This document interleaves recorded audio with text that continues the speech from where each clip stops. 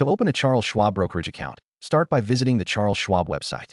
Look for the Open an Account button, which is usually prominently displayed on the homepage. Click on it to begin the process. You will be directed to a page where you can select the type of account you want to open. This could be an individual, joint, or retirement account, among others.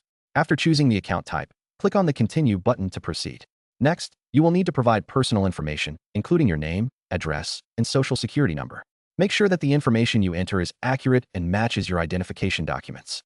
Schwab may also ask about your employment status and financial information to help assess your investment needs. Once you have filled out all required fields, review your details before clicking on the Submit button.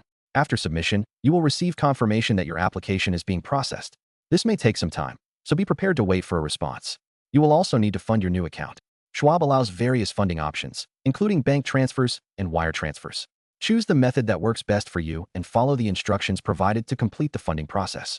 Once your account is set up and funded, you can access it online using your chosen username and password. Familiarize yourself with the Schwab trading platform by exploring its features. Consider watching additional tutorials or reading educational materials to enhance your understanding of investing.